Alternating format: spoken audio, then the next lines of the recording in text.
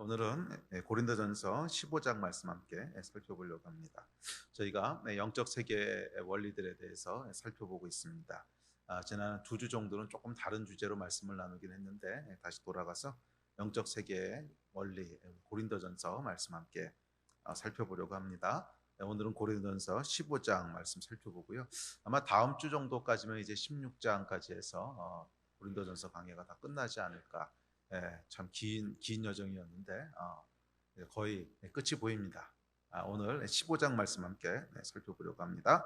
15장 같이 15장 다 읽진 않고요. 군데군데 띄어서 읽도록 하겠습니다. 15장 19절부터 읽습니다. 시작. 만일 그리스도 안에서 우리가 바라는 것이 다만 이 세상의 삶뿐이면 모든 사람 가운데 우리가 더욱 불쌍한 자이니라. 그러나 이제 그리스도께서 죽은 자 가운데서 다시 살아나사 잠자는 자들의 첫 열매가 되셨도다. 사망이 한 사람으로 말미암았으니 죽은 자의 부활도 한 사람으로 말미암는도다. 아담 안에서 모든 사람이 죽은 것 같이 그리스도 안에서 모든 사람이 삶을 얻으리라. 그러나 각각 자기 차례대로 되리니 먼저는 첫 열매인 그리스도요, 다음에는 그가 강림하실 때에 그리스도에게 속한 자요, 그 후에는 마지막이니 그가 모든 통치와 모든 권세와 능력을 멸하시고 나라를 아버지 하나님께 바칠 때라.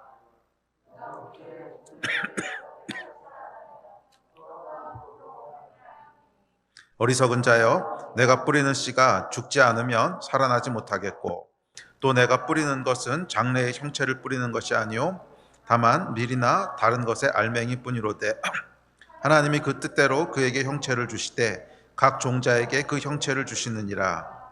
육체는 다 같은 육체가 아니니 하나는 사람의 육체요, 하나는 짐승의 육체요, 하나는 새의 육체요, 하나는 물고기의 육체라. 하늘에 속한 형체도 있고 땅에 속한 형체도 있으나 하늘에 속한 것의 영광이 따로 있고 땅에 속한 것의 영광이 따로 있으니 해의 영광이 다르고 달의 영광이 다르며 별의 영광도 다른데 별과 별의 영광이 다르도다. 죽은 자의 부활도 그와 같으니 썩을 것으로 심지 썩지 아니할 것으로 다시 살아나며 욕된 것으로 심고 영광스러운 것으로 다시 살아나며 약한 것으로 심고 강한 것으로 다시 살아나며 육의 몸으로 심고 신령한 몸으로 다시 살아나리니 육의 몸이 있은즉 또 영의 몸도 있느니라. 기록된 바 첫사람 아담은 생령이 되었다 함과 같이 마지막 아담은 살려주는 영이 되었나니 그러나 먼저는 신령한 사람이 아니요 육의 사람이요 그 다음에 신령한 사람이니라. 첫사람은 땅에서 났으니 흙에 속한 자이거니와 둘째 사람은 하늘에서 나셨느니라.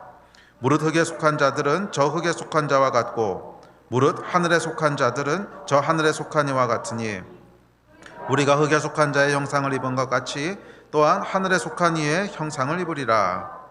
형제들아, 내가 이것을 말하노니 혈과 육은 하나님 나라를 이어받을 수 없고 또한 썩는 것은 썩지 아니하는 것을 유업으로 받지 못하느니라. 보라, 내가 너희에게 비밀을 말하노니 우리가 다 잠잘 것이 아니요 마지막 나팔에 순식간에 호련히 다 변화되리니 나팔 소리가 나매 죽은 자들이 썩지 아니할 것으로 다시 살아나고 우리도 변화되리라. 이 썩을 것이 반드시 썩지 아니할 것을 입겠고 이 죽을 것이 죽지 아니함을 입으리로다. 이 썩을 것이 썩지 아니함을 입고 이 죽을 것이 죽지 아니함을 입을 때에는 사망을 삼키고 이기리라고 기록된 말씀이 이루어지리라. 사망아, 너의 승리가 어디 있느냐? 사망아, 내가 쏘는 것이 어디 있느냐? 사망이 쏘는 것은 죄요 죄의 권능은 율법이라. 우리 주 예수 그리스도로 말미암아 우리에게 승리를 주시는 하나님께 감사하노니. 아멘. 좀 긴 말씀이었는데 우리가 15장을 같이 읽었습니다. 자, 고린도전서 15장 말씀을 오늘 살펴보려고 하는데 고린도전서 15장은 여러분 잘 아시는 부활에 대한 장입니다. 부활에 대한 장입니다. 그래서 오늘은 이 영과 부활에 대한 말씀들을 중심으로 15장에서 이야기하고 있는 영적 세계의 원리 한 서너 가지를 함께 살펴보려고 합니다. 자, 처음부터 따지면 41번째 원리입니다. 41번째 원리인데 15장 9절 10절에 보면 이렇게 얘기합니다. 9절 10절 같이 한번 읽을까요? 시작. 나는 사도 중에 가장 작은 자라. 나는 하나님의 교회를 박해하였으므로 사도라 칭함받기를 감당하지 못할 자니라. 그러나 내가 나 된 것은 하나님의 은혜로 된 것이니 내게 주신 그의 은혜가 헛되지 아니하여 내가 모든 사도보다 더 많이 수고하였으나 내가 한 것이 아니요 오직 나와 함께 하신 하나님의 은혜로라. 41번째 영적인 원리가 있습니다. 그 영적인 원리는 뭐냐면 영은 은혜 속에서 움직인다는 거예요. 영은 은혜 속에서 움직인다는 거예요. 그래서 정말 영으로 살아가는, 영적으로 살아가는 그 사람들의 특징을 보면 항상 모든 것이 하나님의 은혜라고 고백을 합니다. 그리고 그 사람의 삶에도 보면 와, 나의 나된 것은 하나님의 은혜구나 하는 데서부터 오는 감사와 겸손함이 깊이 배어 있습니다. 그런 사람이 영으로 살아가는 사람입니다. 그래서 영은 하나님께 속한 속성이기 때문에 겸손하고 온유합니다. 영은 교만하지 않습니다. 그래서 자기를 내세우지도 않고 자랑하지도 않습니다. 또한 영은 분노하지도 않습니다. 그래서 여러분, 영은 은혜 속에서만 자유롭게 움직입니다. 여러분, 물고기가 자유롭게 움직일 수 있는 환경은 물속입니다. 그래서 물고기가 물속에 있을 때는 자유롭게 움직이지만 물고기를 물 밖으로 끄집어내면 움직이지 못하지요. 숨이 막히고 조금 있다가 죽게 됩니다. 우리의 영도 여러분 자유롭게 움직일 수 있는 환경이 있다는 거예요. 우리의 영은 우리 몸 깊은 곳에 있는데 영이 살고 있는 환경은 우리의 마음과 우리의 육체 안에 살고 있습니다. 그런데 우리 마음과 육체가 영이 자유롭게 살 수 있는 환경을 제공해주고 있느냐 아니면 그렇지 못하냐에 따라서 영이 활발하게 움직이기도 하고 어떨 땐 영이 숨이 막혀서 아무것도 못하기도 한다는 거예요. 그렇다면 영이 활발하고 자유롭게 움직일 수 있는 환경은 어떤 환경입니까? 은혜의 환경이라는 거예요.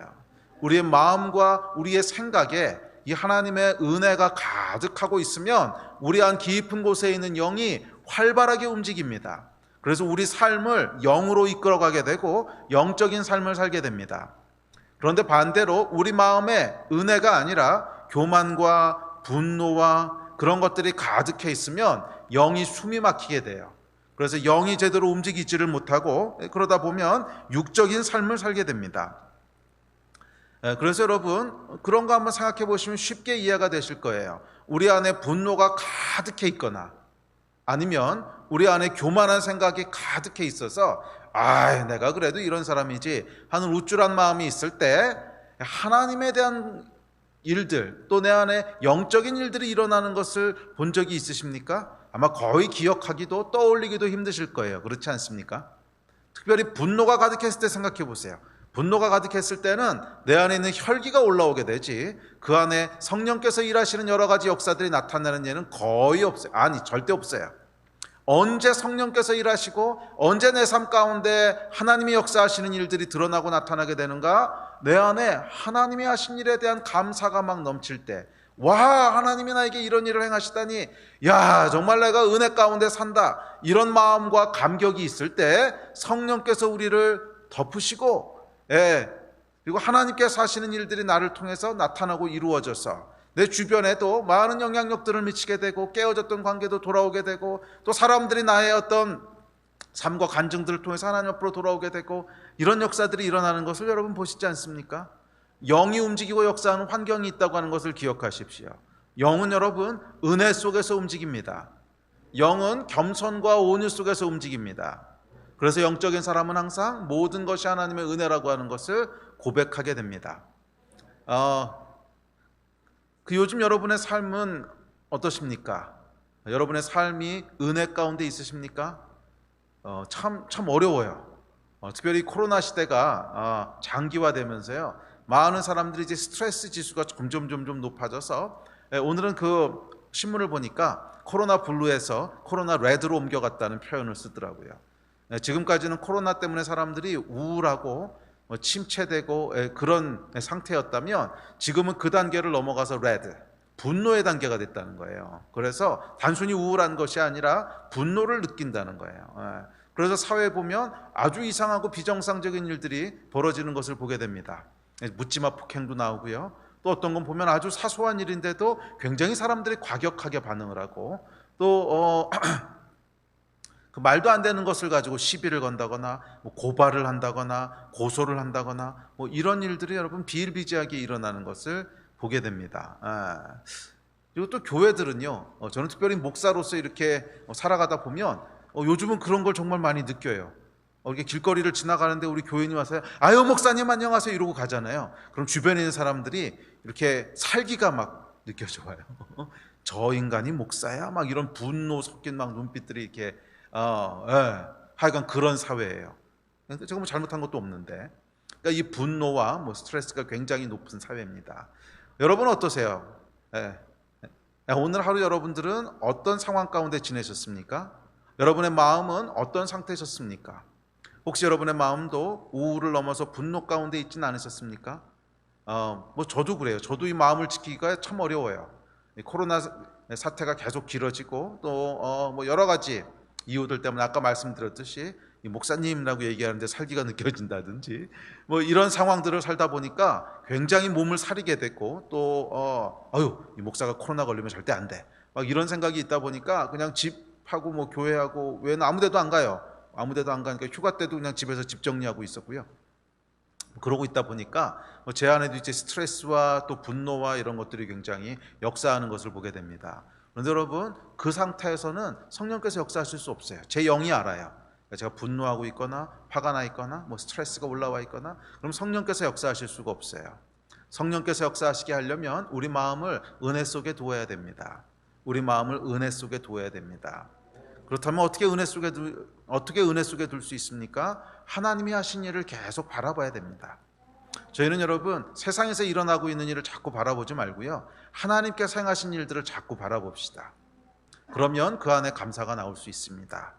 세상은 아무리 힘들고 어렵고 이상한 일들이 벌어져도 그것에 우리 마음을 자꾸 빼앗기지 마시고요, 하나님께서 행하신 일들에 계속 집중합시다. 우리에게 하나님은 어떤 일을 행하셨고 지금 어떤 일을 행하시고 계시고 또 앞으로 어떤 일을 행하실 것인지에 대해서 계속 집중합시다. 우리를 하나님 어떻게 구원하셨고 위기 가운데 어떻게 건지셨는지를 계속 묵상하고 돌아봅시다. 또한 정말 중요한 것은 요즘 여러분 끼니 묵상하시는 일인 줄 믿습니다. 하나님이 어떤 분이신지를 묵상하는 시간을 계속 가지셔야 돼요. 특별히 이런 분노의 시대에는 더욱더 그 시간이 중요합니다. 정말 깊게 하나님의 말씀을 묵상하고 또 그 앞에서 기도하고 하는 시간을 충분하고 깊게 가지지 않으시는 분들은 마음을 지키기가 참 어려워질 거예요. 참 어려워질 거고 이전에는 그렇게까지 외부에서 오는 자극들이 심각하지 않았기 때문에 그런 시간들을 조금 건너뛴다든지 깊게 가지지 못해도 드러나는 일들이 적었을 수 있어요. 그런데 지금은 그런 상황이 아닙니다. 굉장히 우리의 마음을 지키기가 힘들고 또 분노에 떠내려가게 하고 그런 시기이기 때문에 더욱더 깊고 중요하게 여러분 말씀 묵상 시간을 생각하십시오. 우리의 영적인 생명이 거기 달려있다 해도 과언이 아닙니다. 말씀을 붙잡으시고요, 그 시간에 여러분 우리 안에 하나님의 평강과 평화와 은혜가 역사하도록 하셔야 돼요. 말씀에 능력이 있어요. 성령께 능력이 있어요. 그래서 그 말씀을 기대함으로 또 진지하게 또 정말 성령을 의지해서 그 시간을 가지시는 분들은 성령께서 마음에 은혜의 시간들을 풀어놓으실 거예요. 그렇게 이겨가신 여러분 되시기를 주의 이름으로 축복하고 또 축복합니다. 자, 그 다음 42번째 원리입니다. 19절과 31절에 보면 이렇게 얘기합니다. 우리 같이 읽읍시다. 시작. 만일 그리스도 안에서 우리가 바라는 것이 다만 이 세상의 삶뿐이면 모든 사람 가운데 우리가 더욱 불쌍한 자이니라. 형제들아, 내가 그리스도 예수 우리 주 안에서 가진 바 너희에 대한 나의 자랑을 두고 단언하노니 나는 날마다 죽노라. 42번째 원리는 뭐냐면 영은 보이는 세상이 아니라 영원한 세상에 끌린다는 거예요. 그래서 우리의 영은 그것을 선택한다는 거예요. 하나님께서 우리를 창조하실 때 우리 영 안에 무엇을 두셨냐면 영원한 것에 끌리도록 하는 마음을 두셨어요. 그게 하나님이 우리를 창조하신 방식이에요. 우리의 육체는 하나님 어떻게 창조하셨어요? 맛있는 냄새가 나면 끌리도록 창조하셨죠. 그 냄새가 난다고 왜 끌려요? 그렇게 만드셨기 때문에 끌리는 거예요. 그렇듯이 우리의 영은 어떻게 만드셨냐면 영원한 것에 끌리도록 만드셨어요. 우리의 영은 영원하지 않은 것에는 그렇게 큰 흥미를 느끼지 못해요. 우리의 영은 어디에 흥미를 느끼냐면 영원한 것에 흥미를 느껴요. 왜냐하면 우리 영 자체가 영원하기 때문에 그래요. 우리의 영은 영원하기 때문에 영원하지 않은 것들은 우리 영과 오랜 시간을 같이 할 것들이 아니에요. 그냥 잠깐 있다가 지나갈 것들이에요. 그렇지 않습니까, 여러분? 우리가 오랜 시간을 내가 사용하고 오랜 시간을 함께 할 것엔 큰 관심을 가지지만 잠깐 한 10초 보고 지나가고 잠깐 스치듯 지나가고 그런 것엔 관심을 가지지 않잖아요. 영도 마찬가지라는 거예요. 영도 영원하기 때문에 영은 영원한 시간을 함께 있을 것에 관심을 가지고 끌리게 돼 있어요. 그래서 성경에 보면 이렇게 얘기합니다. 전도서 3장 11절입니다. 시작. 모든 것을 지으시되 때를 따라 아름답게 하셨고 또 사람들에게는 영원을 사모하는 마음을 주셨느니라. 하나님께서 우리를 창조하실 때 영원을 사모하는 마음을 넣어두셨어요. 그래서 우리 영이 역사하기 시작하면 영원한 것을 위해서 영원하지 않은 것은 내려놓고 대가를 치르게 되어 있습니다. 그래서 이것은 우리가 희생하고 헌신하고 그런 차원의 것이 아니라 영의 당연한 속성이에요. 영은 영원한 것을 취하기 위해서 영원하지 않은 대가를 치러요. 그것이 영의 당연한 속성입니다. 그래서 바울이 뭐라 그랬냐면 나는 날마다 죽는다라고 얘기했습니다.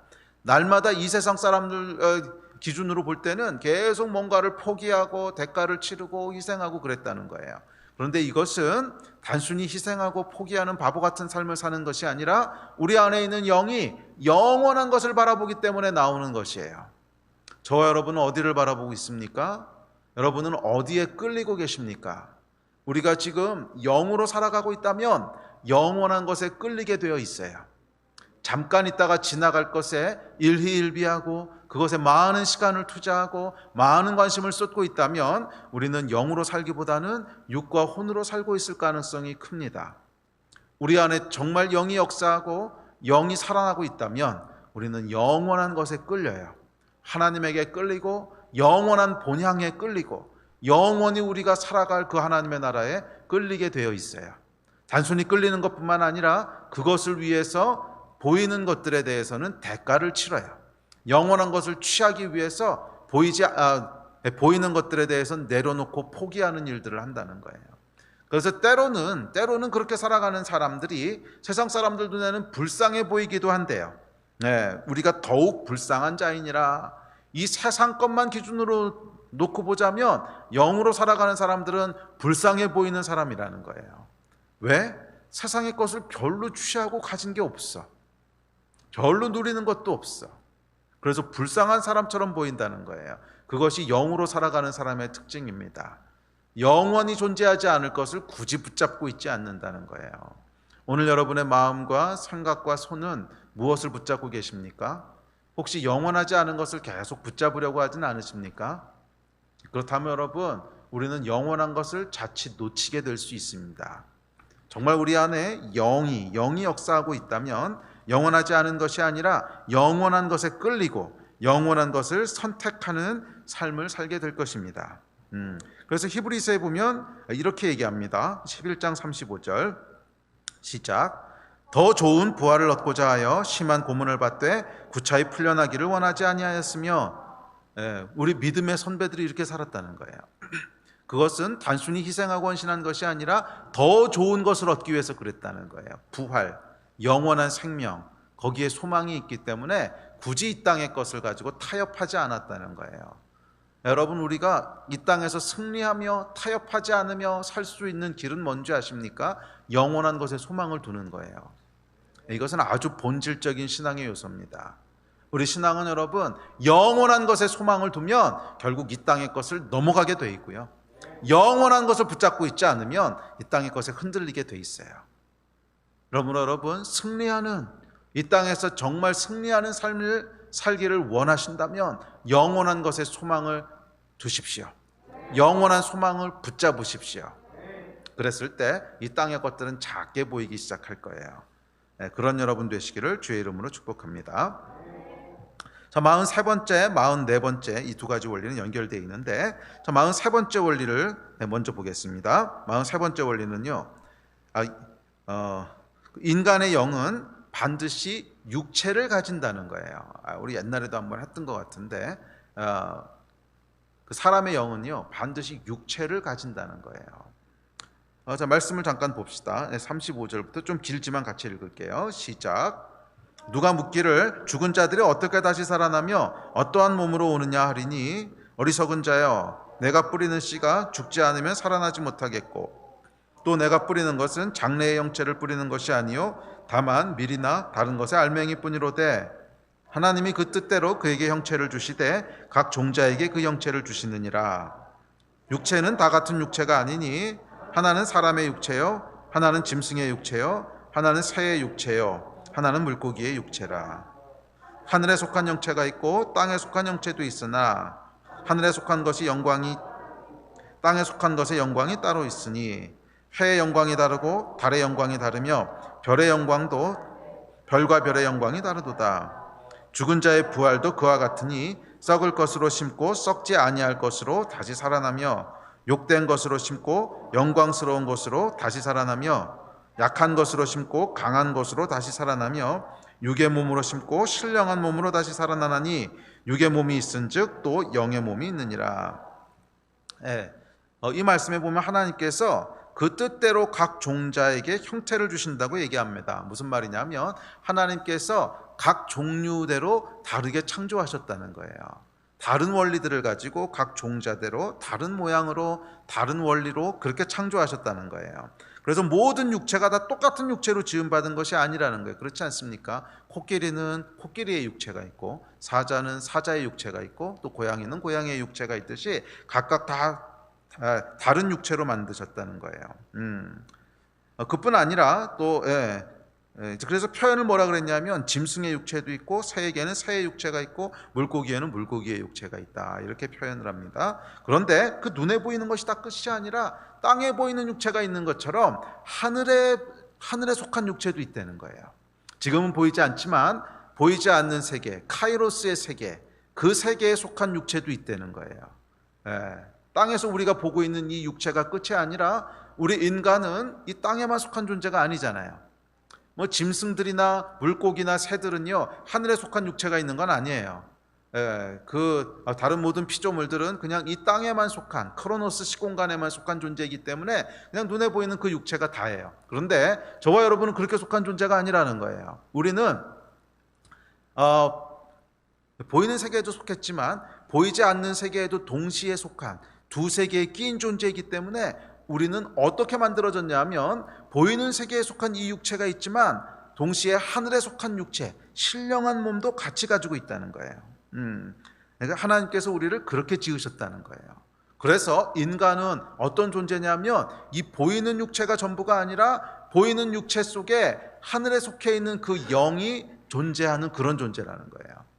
그래서 이 영이요, 그 나중에 보이지 않는 세계 속에서 어떤 육체로 어떻게 보이게 된 이건 잘 모르겠어요. 이건 신비에 속한 영역인데 하여간 이 보이는 세계 속에서는 어떻게 존재하냐면 우리 육체가 있고 끝나는 것이 아니라 우리 안에 영이 있다는 거예요. 영이 존재한다는 거예요. 그래서 사람은 어떤 형체로 지음받았나 각 종자별로 각 종류별로 하나님께서 다 특성 있게 지으셨는데 사람을 지을 때는 어떻게 지으셨냐면 흙으로 사람을 지으시고 그 코에 생기를 불어넣으셨어요. 우리 안에 영이 거하도록. 그래서 우리는 어떤 존재냐? 인간은 어떤 존재냐? 육체 안에 영이 거하는 존재예요. 육체 안에 영이 거하는 아주 특별한 존재입니다. 그래서 사람의 영은요, 육체가 없이 영만 둥둥둥 떠다닐 수는 없어요. 다른 영적인 존재랑은 좀 달라요. 뭐 천사들과 마귀들과 이런 것은 그냥 육체가 없이 하늘에 속한 어떤 육체는 있겠지요. 뭐 그 존재로 떠다니는 존재인데 사람은 그렇지 않다는 거예요. 사람은 반드시 육체가 있고 그 육체 안에 영이 거하도록 그렇게 지음받았어요. 그래서 사람 안에 있는 영은 그 영만 동동동 떠다닐 수는 없다는 거예요. 이것은 여러분 우리가 이 다음에 구원받고 부활하고 영원한 하나님 나라에 들어가도 영만 동동동 떠다니는 그런 존재로 존재하는 게 아니라는 거예요. 우리는 영원한 육체를 가지고 육체 안에 거하는 영으로 그렇게 존재할 거예요. 할렐루야. 천국에 가서 여러분 우리가 이제 맛있는 음식은 먹을까요? 당연히 먹습니다. 왜? 육체가 있으니까. 부활한 몸이잖아요. 부활한 예수님께서 물고기 맛있게 드셨잖아요. 저희도 이제 음식도 먹을 거고요. 부활한 육체를 가지고 영원한 천국에서 서로 허구할 수 있을까요? 당연히 허구할 수 있습니다. 몸이 있는데. 우리는 몸을 가지고 있을 거예요. 신령한 몸. 자, 어쨌든 간에 중요한 것은 뭐냐면 우리 인간은 반드시 몸을 가지고 있습니다. 반드시 몸을. 그래서 우리 몸이 이 땅의 몸이 죽어서 소멸하게 되면 어떻게 되는가? 그러면 여러분 영이 그냥 혼자 존재할 수가 없어요. 그래서 이 영은 반드시 그 영이 거할 수 있는 몸을 다시 가지게 됩니다. 그게 부활이라는 거예요. 그래서 인간은 영의 속성, 영을 가지고 있는 존재이기 때문에 결코 소멸할 수가 없어요. 그런데 영만 소멸할 수 없는 것이 아니라 육체 안에 거하는 영이라고 하는 특징 때문에 우리의 몸도 소멸할 수 없다는 거예요.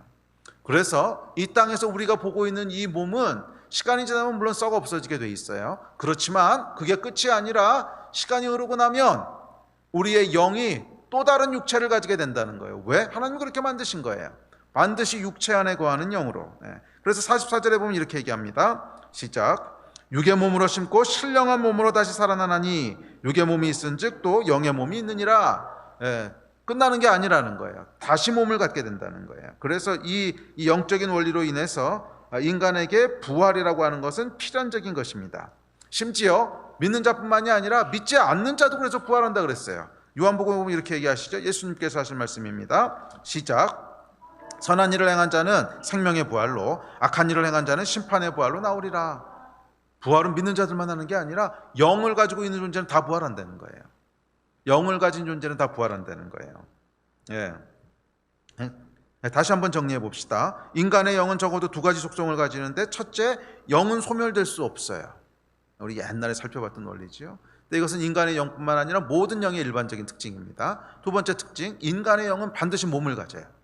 이것은 인간의 영만의 특징이에요. 그래서 이 두 가지 속성으로 인해서 인간은 그 육체가 죽어 소멸되어도 일정한 시간이 흐르면, 사실 여기서 일정한 시간이 흐른다고 하는 것은 크로노스의 시간인데, 그것은 우리의 관점이고 아마 영의 관점에서는 시간이 흐른다고 하는 것은 무의미한 얘기거든요. 그래서 영의 관점에서는 우리 몸이 썩어서 죽으면요, 아마 바로 부활의 몸을 입고 하나님 앞에 서 있을 거예요. 시차 없이. 그 부분은 정확히 모르겠어요. 그것은 성경에 자세히 기록되어 있지 않기 때문에 그냥 저의 개스입니다. 틀릴 수도 있어요. 그러니까 이 다음에 부활하시고 난 다음에 목사님 그때 틀렸네요. 이건 성경에 나온 얘기가 아니기 때문에 그냥 저의 추측입니다. 하여간 시차가 있든지 없든지 간에 우리 이 몸이 썩어서 없어지고 나면 우리는 다시 부활한 몸을 입게 돼요. 영의 특성 때문에 그래요. 자, 그래서 죽은 자의 부활은 그냥 옷을 받고 있는 것뿐입니다. 그래서 흙에 속한 몸을 벗고 하늘에 속한 몸을 입는 것입니다. 15장 42절에 보면 이렇게 얘기합니다. 시작. 죽은 자의 부활도 그와 같으니 썩을 것으로 심고 썩지 아니할 것으로 다시 살아나며 우리가 흙에 속한 자의 형상을 입은 것 같이 또한 하늘에 속한 이의 형상을 입으리라. 그래서 여러분들은 영원히 몸을 입고 존재하실 겁니다. 이 땅에서의 삶이 전부가 아닙니다. 영원한 삶의 소망을 붙잡으십시오. 이 땅에서의 삶이 끝이라면 우리는 마음이 좀 조급할 수도 있고 나이가 들어가면서 후회가 생길 수도 있고 또 이 땅의 것들 때문에 위협을 받을 수도 있고, 그렇지만 아니요, 여러분, 저와 여러분은 이 땅의 시간만 살아갈 존재가 아니에요. 다시 부활한 몸을 입고 영원한 시간을 살아갈 존재예요. 그래서 이 땅의 것에 의해서 너무 눌리지 마세요. 코로나 바이러스가 아무리 어쩌고 저쩌고 해도 이 땅에 있는 동안만 지나가는 건 아닙니까? 그것이 우리를 위협한다고 해도 영원한 생명을 위협할 수는 없어요. 우리를 힘들게 한다고 해도 영원한 시간을 힘들게 할 수는 없어요. 그냥 이 땅의 시간들에 너무 여러분 눌리지 맙시다. 이 땅의 것들은 그것도 지나가리니 하고 그냥 지나보냅시다. 조금 여유를 가지세요. 왜? 시간이 많어. 너무 촉박하게 생각하지 말고요. 영원한 시간에 비하면 코로나 6개월, 1년은 사실 금방 지나가는 시간 아닙니까? 조금 우리가 여유를 가질 수 있다면 아마 우리 삶이 달라질 수 있을 거예요. 그리고 그 여유를 가질 때 비로소 영이 제대로 역사하기 시작해요. 계속 여유 없이 이렇게 쫓기고 긴장하고 스트레스 받고 분노하면요, 영이 더 눌려요. 그러면 더 육체의 것만 바라보게 돼요. 그러면 더 스트레스를 받게 돼요. 그러지 마시고요, 조금 여유를 가지고 영적인 것을 바라봅시다. 뭐 이 땅의 것이 지나가면 영원한 시간이 있으니까 이 땅에서 전부 다 못 이루셔도 괜찮아요. 나는 이미 나이가 이렇게 지나가는데 이뤄놓은 것도 없고, 시간 많아요. 우리는 몸을 입고 영원히 존재할 것입니다. 부활할 것이에요. 이 부활의 소망을 붙잡고 이 어려운 시간들을 계속 승리하시면서 마음을 지키시면서 그렇게 이겨내신 여러분 되시기를 주의 이름으로 축복합니다. 사실은 여러분, 현대 기독교의 아주 근본적인 문제는 이제 빛과 소금의 역할을 못한다, 사회에서 살아내는 것이 부족하다, 여러 가지 원인 분석들을 하지만 저는 훨씬 더 근원적인 문제라고 생각을 합니다. 현대 기독교가 가지고 있는 가장 큰 문제는 영원한 것들에 대한 가치를 잃어버린 것 아니겠습니까? 왜 세상에서 빛과 소금의 역할을 못하냐고요? 세상에서 빛과 소금의 역할을 못하는 것은 양보하고 희생하기 싫어서 그런 거거든요. 왜 양보하고 희생하기 싫어합니까? 이 땅에서 뭔가 유익한 것들을 얻고 싶은 거거든. 왜? 이 땅의 것이 끝이라고 생각을 하니까. 정말 여러분, 영원한 것을 붙잡았던 사람들은 이 땅에서의 생명조차도 소중히 여기지 않고 내려놨어요. 그래서 이웃을 섬기는 곳에 자기의 생명을 드려야 된다면 별로 아깝지 않게 내놓고 그냥 그 길을 갔어요. 어떻게 그렇게 할 수 있었습니까? 영원한 것을 붙잡았거든. 영원한 것을 붙잡았거든. 실제로 여러분 17세기에 정말 믿음으로 살았던 저희의 침례교의 조상이고 원조격들인 제침례교도파라고 하는 불리는 분들이 있지요. 영어로는 애나베프티스트라고 부르는 분들인데 이분들의 그 삶의 기록들을 보면 참 놀라운 기록이 있습니다. 그 쫓아오는 병사에게 쫓겨서 계속 도망가다가 한겨울에 이제 얼어붙은 호수를 건너서 도망갑니다. 그런데 쫓아오던 병사가요, 얼음이 깨져서 물에 빠져요. 그랬더니 이 제침례 교도분이 다시 돌아옵니다. 그 사람 죽어가는 걸 볼 수 없어서 다시 돌아와서 꺼내줘요. 꺼내주고는 붙잡힙니다. 붙잡혀서 결국엔 죽어요. 근데 실제 남아있는 역사의 기록입니다.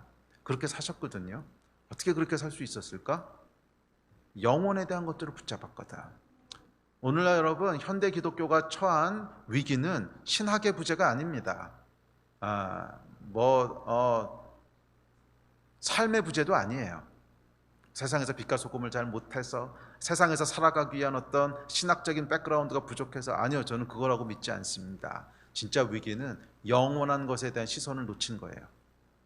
영원한 것에 대한 시선을 놓치니까 보이는 세계 속에서 계속 경쟁하게 되고, 거기서 뭔가를 이루려고 하고, 그러다 보면 사람들하고의 갈등이 생기고, 그러면서 욕을 먹기 시작하고, 세상 사람들이랑 똑같네, 이 욕 듣는 거잖아요. 우리가 세상 사람들과 똑같지 않은 점은 영혼에 대한 것들을 알고 있기 때문에 그런 거예요. 정말 이 세상 가운데 여러분, 그리스도인답게 살기 원하신다면 영원한 것을 붙잡으셔야 돼요. 이 땅의 것에 계속 매여 있으면 안 돼요. 영원한 본향에 소망을 두시고 그 가치들을 붙잡으시고 그렇게 믿음으로 사시는, 조금 여유 있게 사시는, 조금 여유 있게 그런 여러분 되시기를 주의 이름으로 축복합니다. 그 44번째 원리입니다. 이어지는 원리인데, 44번째 원리는 아담의 영과 그리스도의 영에 대한 것입니다. 오늘 본문을 읽어보시면 첫사람 아담, 마지막 아담, 이 두 표현이 나오죠. 성경에 보면 아담의 영 그리고 그리스도의 영이라는 표현이 나옵니다. 두 분을 이렇게 대조하고 대비해서 설명한 구절이 로마서에도 나오고 여기도 나오고 몇 군데 등장합니다. 자, 그래서 44번째 원리는 이 아담과 그리스도에 대한, 아담의 영과 그리스도의 영에 대한 이야기입니다. 자, 인간에게는 두 종류의 영이 있는데, 첫째는 아담의 영이고 둘째는 그리스도의 영입니다. 그런데 이 아담의 영에 대해서는 오늘 본문에 보시면 생령이다 이렇게 표현해요. 그런데 옛날 그 버전에 보면 산영이다, 산영, 생령, 영어로 뭐냐면 living spirit, 살아있는 영이다 이런 뜻이에요. 그래서 아담의 영은 living spirit, 살아있는 영이다 또는 생령이다 이렇게 부르고, 그리스도의 영은 뭐라고 부르냐 하면 살리는 영이다 이렇게 표현하고 있습니다. 45절에 보면 이렇게 기록하고 있어요. 자, 시작. 기록된 바 첫사람 아담은 생령이 되었다 함과 같이 마지막 아담은 살려주는 영이 되었나니. 이 두 표현의 차이가 보이시죠?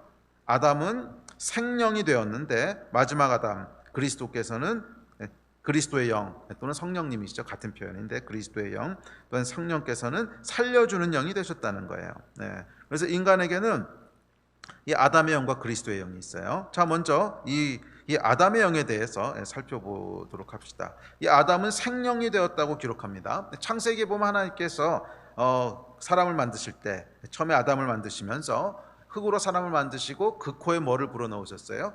생기를 불어넣으셨어요. 하나님의 영을 불어넣으셨어요. 그래서 영적인 존재가 되게 하셨어요. 영적인 존재가 되게 하셨어요. 그래서 다른 모든 피조물과는 차별되는 영적인 존재가 되게 하셨습니다. 그래서 그것을 생명이라고 부른 거예요. 생명. 하나님 입장에서는 여러분, 영을 가지지 않는 존재는 살아있는 존재가 아닌 거야. 왜? 잠깐 움직이지만 영원하지 않거든. 잠깐 움직이지만 영원하지 않단 말이에요. 시간이 지나면 다 죽어서 흙으로 돌아갈 것들이야. 그래서 영의 관점에서, 하나님 관점에서는 영원히 존재하는 것을 가지고 있지 않은 존재는 살아있는 존재로 보시지 않는다는 거예요. 그래서 선악과를 따먹으면 정령 죽으리라, 그 얘기가 왜 나오신 거예요? 근데 그거 따먹고 나서 바로 죽지 않았잖아요. 꽤 오랜 시간, 거의 1000년 가까이 살았거든. 그래도 하나님은 죽은 거라 그러셨어요. 왜? 영원하지 않으니까. 그래서 영은 영원히 불멸하는 존재인데 그것을 하나님이 생명이라고 부르세요. 영원히 불멸하는 것을 생명이라고 부르시는데, 그래서 사람은 생명이에요. 사람은 살아있는 존재예요. living soul 또는 living spirit이에요. 왜? 그 안에 생기를 불어넣으셔서 생명이 되게 하셨거든. 다른 짐승들은 living being, living soul이 아니야. 그냥 soul이든지 아니면 뭐 그냥 죽어있는 존재예요. 그런데 사람은 그 안에 하나님이 영을 불어넣으셔서 영원히 소멸하지 않는 영원한 생명을 가지는 그런 living being으로 만드셨어요. living soul 또는 living spirit으로 만드셨어요. 자, 그것이 아담 안에 있었던 영입니다. 그리고 아담에게서 나온 모든 육체는 이 아담의 영을 공유하고 있습니다. 우리가 그전에 살펴봤던 영적인 원리인데 아마 다 잊어버리셨을 것 같은데, 영적인 원리 중에 뭐가 있냐면 육체는 나뉘어도 영은 하나다라는 원리가 있습니다. 이게 뭐 30 몇 번째 원리였는데 아마 뭐 기억나시지 않는 분 한번 찾아보세요. 그런데 약간 육체는 나뉘어도 영은 하나라는 게 있어요. 그 원리는 뭐냐면 이 성령께서는 여러 육체에 나눠져서 들어가시지만 그 영은 나뉘는 게 아니죠. 그냥 한 영이시죠. 한 영이시죠. 그렇듯이 아담의 영도 그렇다는 거예요. 여러 육체 가운데 나뉘어져 있어도 그 영은 한 영이라는 거예요. 우리의 육체는 보이는 세상에 속해 있기 때문에 육체는 여러 개로 분리되어 있고 다 다른 사람처럼 보여도 영은 그렇게 나누어지는 게 아니라는 거예요. 영은 마치 물과 같아서, 물과 같다는 표현도 좀 오해의 소지가 있는데, 하여간 영은 이렇게 나누어지는 것이 아니라 그냥 하나로 이루어져 있는 거라는 거예요. 하나로. 특별히 성령께서도 그러시고 사람의 영도, 아담의 영과 성령께서는 한 영이시라는 거예요. 그래서 아담 안에 있던 그 아담의 영이 있는데 이것은 사람 안에만 있는 특별한 영입니다. 하나님의 호흡을 불어넣으셔서, 하나님의 영을 불어넣으셔서 만드신 영이지요. 그런데 그 영은 아담에게서 하와를 취해서 만드실 때도 여전히 그 한 영이 그 안에 공유되어 있었고, 아담과 하와를 통해서 계속 후손들을 낳아도 여전히 그 한 영이 공유되어 있다는 거예요. 그래서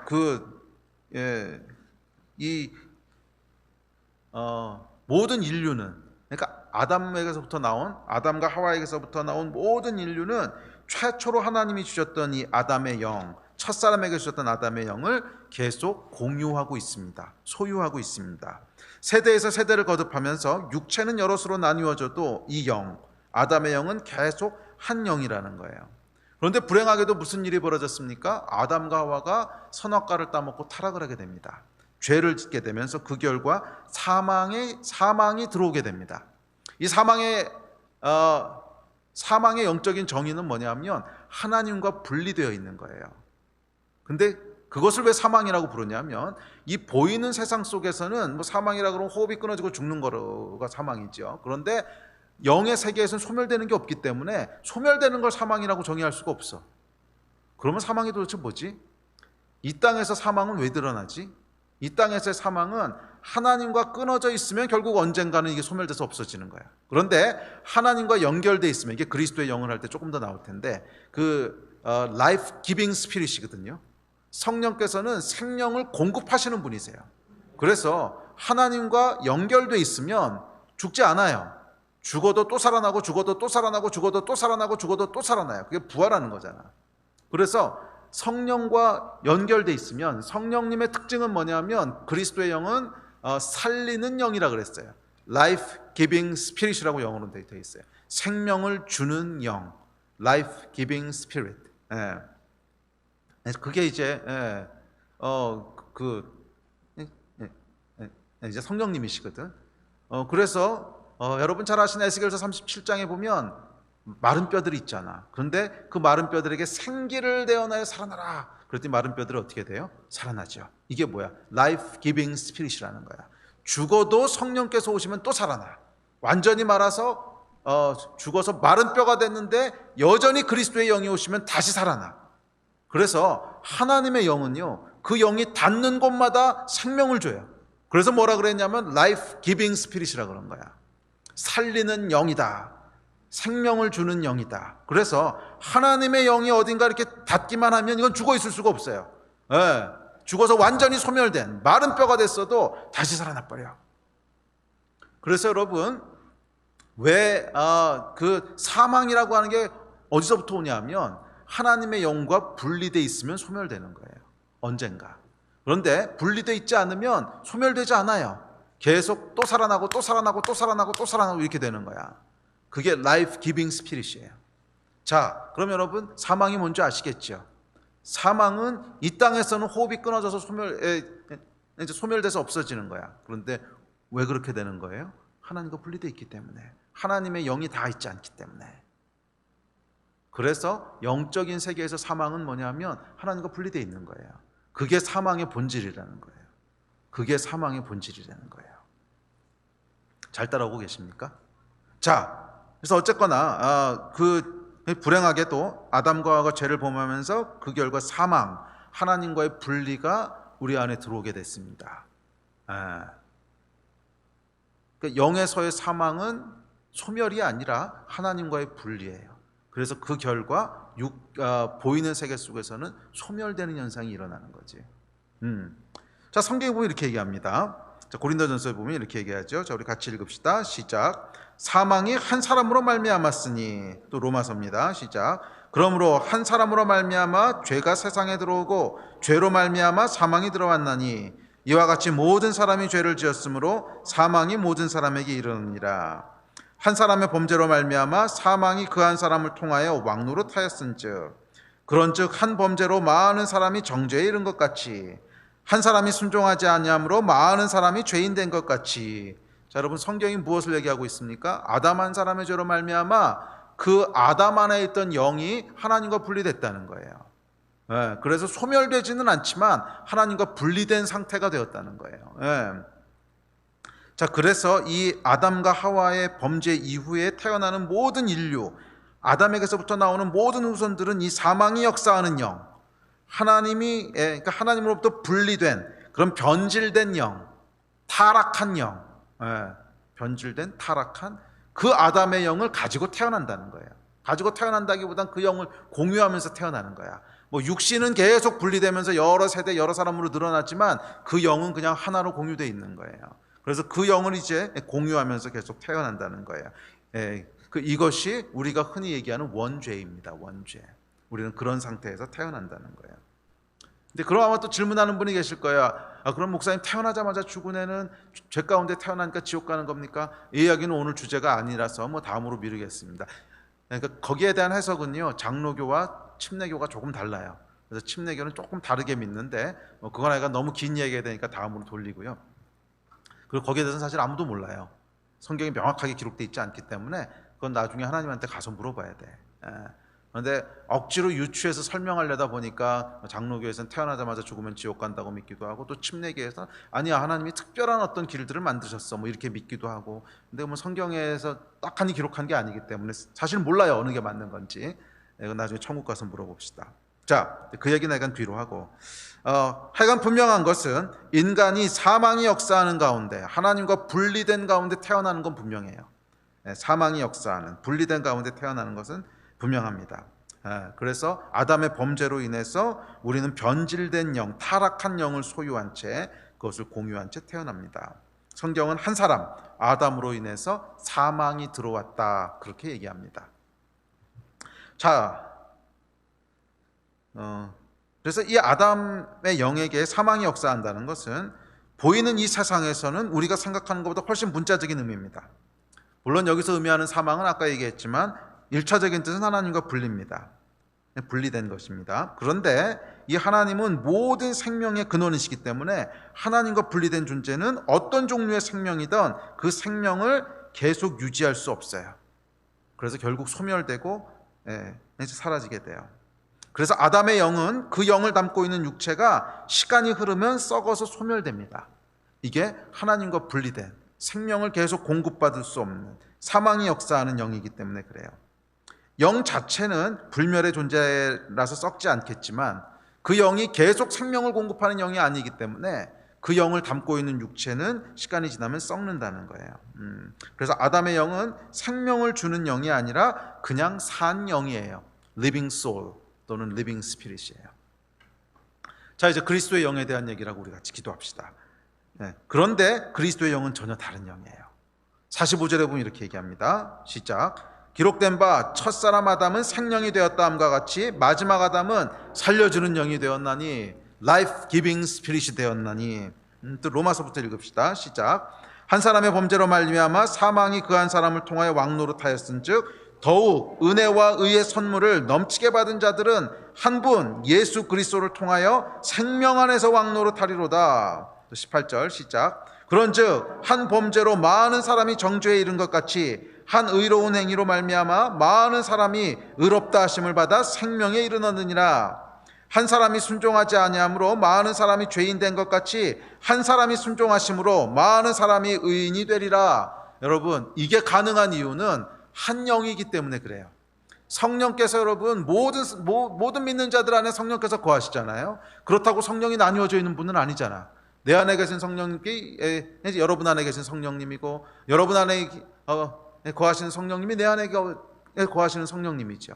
그래서 성령님은 각 사람 안에 거하시면서 각 사람과 아주 특별하고 인격적으로 교제하시지만 그럼에도 한 영으로 어떤 그 통합성을 유지하고 계시죠.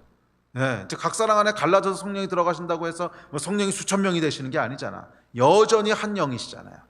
모든 사람 안에 모든 믿는 자들 안에 계셔도 여전히 한 영이듯이 아담의 영도 그렇다는 거예요. 모든 사람 안에 있지만 한 영. 그래서 한 사람이 타락함으로 말미암아 모든 사람이 저주에 이르게 되었다는 거예요. 그리고 한 분으로 말미암아 한 분이 새로운 영을 우리 안에 불어넣으심으로 말미암아 모든 사람들이 의에 이르게 됐다는 거예요. 그것이 고린도전서와 로마서가 이야기하고 있는 구원론입니다. 자, 그래서 이 마지막 아담, 그리스도시지요. 아담의 영이 사망이 역사하는 영이라면 그리스도의 영은 뭐예요? 살려주는 영이라는 거예요. Life giving spirit이라는 거예요. 그것이 무엇이든지 간에 그리스도의 영과 닿는 것은 살아나게 되고 생명을 공급받게 되는 그런 영입니다. 그래서 에스겔서 37장 9절에 보면 이렇게 얘기합니다.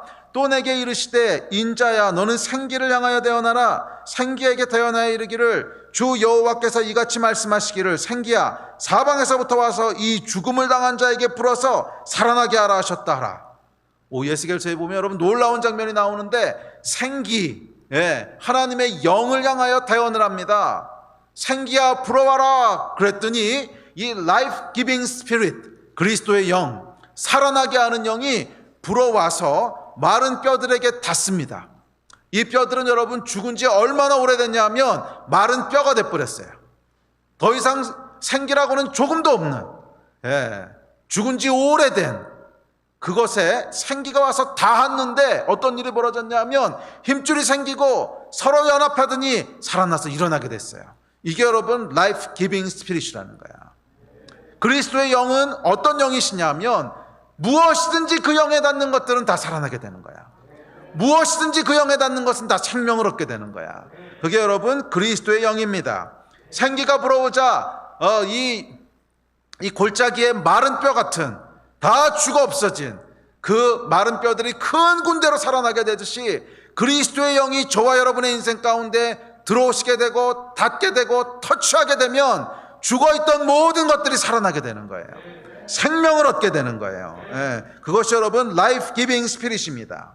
그래서 누구든지 이 영을 받아들이는 자는 이제 아담의 영 안에 그리스도의 영이 들어와서 거하시게 되는 거야. 이 사망이 역사하는 영 가운데 더 이상 생명을 주지 못해서 썩어 없어져 버려야 되는 그 영 가운데 그리스도의 영, 라이프 기빙 스피릿이 들어오게 돼서 거하게 되는데, 그러면 이 아담의 영과 그리스도의 영이 하나가 돼서 마치 부부인 것처럼 우리 안에 거한다는 거예요. 이게 어떻게 되는지는 몰라요. 정말 신기한 거야. 어떻게 아담의 영이 있고 그리스도의 영이 있는데 이것이 하나가 되고 대체가 되는, 모르겠어 어떻게 되는 건지. 거기에 대해서는 성경이 명확하게 얘기 안 해요. 그런데 하여간 우리 안에 그리스도의 영이 다시 들어오시게 되면 이 안에 있던 아담의 영을 대체하는 건지 뭐 합쳐지는 건지 아니면 뭐 죽이고 살리, 모르겠어. 근데 하여간 우리 안에 새로운 일이 벌어지는 거야. 아담의 영으로 죽어있던 우리가요, 그리스도의 영이 들어오는 순간 새로운 존재가 돼요. 그래서 아담의 영으로 죽어있던 우리의 존재를 이 우리 안에 있는 라이프 기빙 스피릿이 끌고 캐리하고 생명으로 갖다 주는 거야. 그래서 다시 하나님 앞으로 나올 수 있게 이제 그렇게 하는 거예요. 그리스도의 영은 여러분 살려주는 영이에요. 생명을 주는 몸이에요. 이 썩을 몸, 이 썩어서 죽을 몸조차 다시 생명을 공급받게 됩니다. 그게 부활이에요. 부활이에요. 그리고 이 부활한 몸은 다시 썩지 않는데, 왜냐하면 그 안에 라이프 기빙 스피릿이 있으니까. 생명을 주는 영이 있기 때문에 죽어도 또 살아나고 죽어도 또 살아나고 죽어도 또 살아나고 썩지 않는다는 거야. 그것이 여러분 라이프 기빙 스피릿입니다. 그래서 이것을 신령한 몸, 썩지 않는 몸이라고 오늘 본문 52절에서 얘기합니다. 신령한 몸을 입을 것이고 썩지 않는 몸을 입을 것이다. 왜? 그 안에 라이프 기빙 스피릿이 있으니까. 할렐루야.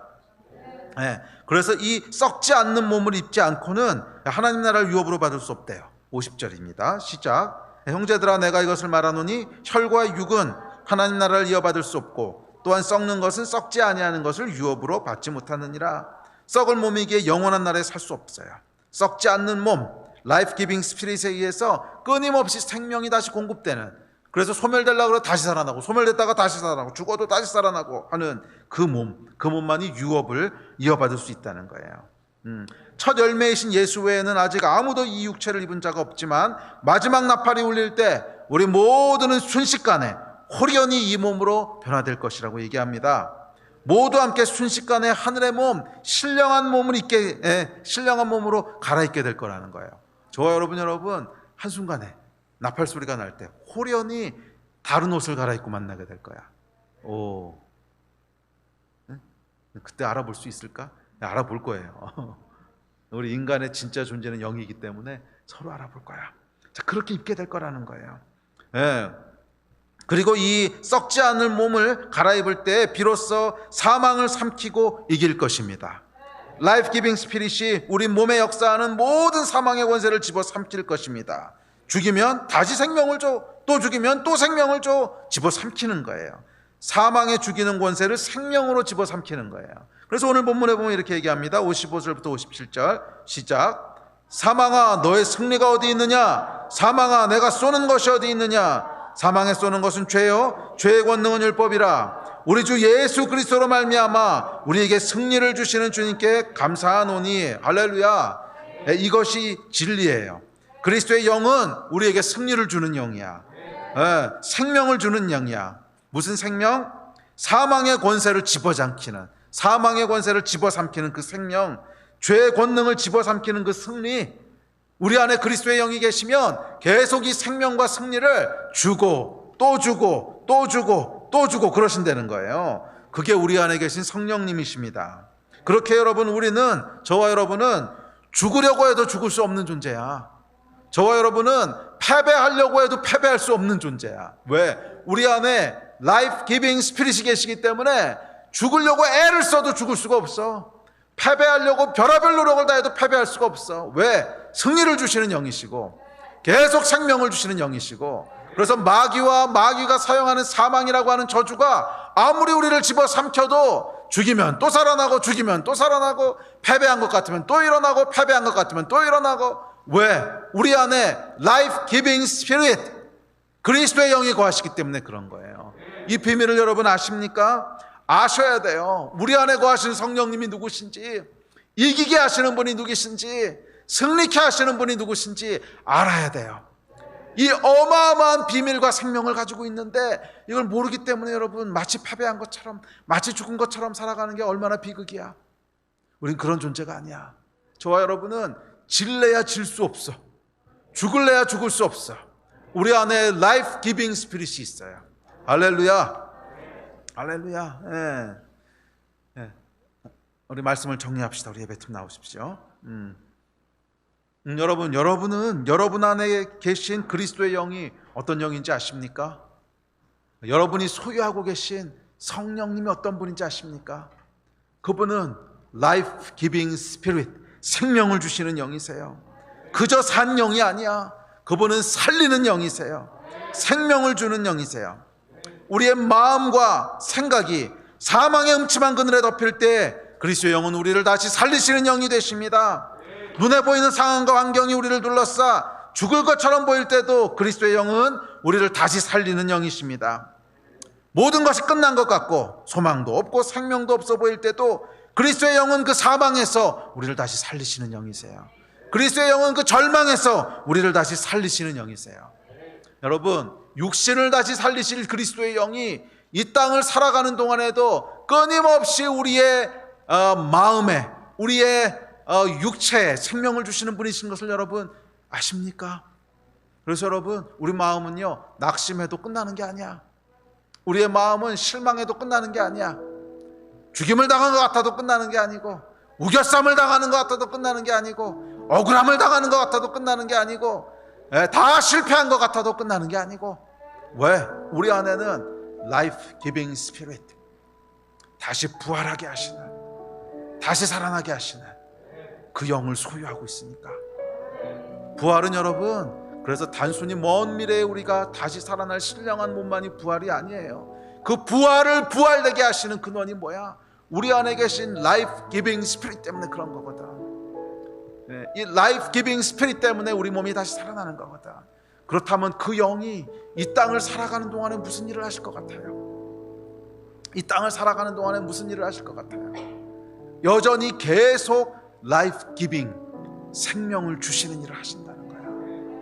소망이 끊어진 것 같을 때 다시 생명을 주시고, 삶이 다 끊어진 것 같고 소망이 다 멈춘 것 같고, 그때 또 다시 생명을 주시고, 지쳐 쓰러진 것 같을 때 다시 일으키시고, 넘어진 것 같을 때 다시 일으키시고, 죽은 것 같은 때 다시 살려내시고, 사망의 음침한 골짜기에 있는 것 같을 때 다시 구원하여 내시고, 모든 것이 다 끝나고 정리된 것 같을 때 다시 소망이 일어나게 하시고, 살리고 또 살리고 또 살리고 또 살리고 또 살리고 또 살리고 계속 살리는 영이 저와 여러분 안에 계시는 Life Giving Spirit, 그리스도의 영이에요. 그러면 여러분, 사망이나 생명이나 천사들이나 권세자들이나 현재일이나 장래일이나 능력이나 높음이나 기품이나 다른 어떤 피조물이라도 우리를 죽일 수 없어요. 우리를 넘어뜨릴 수 없어요. 우리를 멈출 수 없어요. 왜냐하면 우리 안에 살리는 영이 있으시거든. 우리 안에 라이프 기빙 스피릿이 있으시거든. 다시 살리시고 또 살리시고 또 살리시고 또 살리시고 영원히 살리실 거예요. 이것이 저와 여러분 안에 거하시는 성령님이십니다.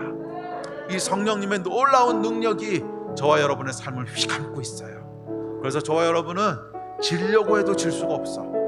패배하려고 해도 패배할 수 없어. 죽으려고 해도 죽을 수가 없어. 낙심하려고 해도 낙심할 수가 없어. 와, 이게 여러분 우리가 소유한 복음이에요. 복음은 여러분 우리 안에 거하는 성령님이세요. 복음은 우리 안에 거하는 성령님이세요. 이 복음을 소유하고 생명을 소유하고 하루하루 그것을 누리며 살아가는 그런 저와 여러분이 되시기를 다시 한번 예수의 이름으로 축복하고 또 축복합니다. 아멘. 우리 같이 좀 기도합시다. 우리 자리에 계셔 집안에 계신 분들은 자리에서 일어나시든지 아니면 무릎을 꿇으시고 우리 함께 좀 기도하고 예배하면서 주 앞에 나아갑시다. 우리 안에 계신 성령님께 나아갑시다. 생명을 주시는 라이프 기빙 스피릿 앞으로 나아갑시다. 그분은 우리 안에 계세요. 기도할 때 여러분 구하십시오. 내 안에 계신 성령님, 내 안에 계신 그리스도의 영이시여, 생명을 주시는 영이시여, 이 시간 역사하여 주셔서 그 생명이 다시 한번 나를 살아나게 하여 주십시오. 내 안에 죽어있던 소망이 살아나게 하여 주시고, 절망이 살아나게 하여 주시고, 생명이 다시 한번 움트게 하여 주시고, 이 역사가 있게 하여 주십시오. 우리 몸에 역사하는 사망, 질병들도 라이프 기빙 스피릿이 이 시간 다시 한번 살아나게 하여 주시고 생명으로 솟생케 하여 주시기를 주님 우리가 다시 한번 요청합니다. 살리는 영이시여, 내 안에 죽어가던 소망들을 살아나게 하여 주십시오. 이 시간 주 앞에 나아가오니 역사하여 주십시오. 우리 이 마음 가지고 함께 기도하면서 예배하면서 주 앞에 나아가십시다. 기도하시겠습니다.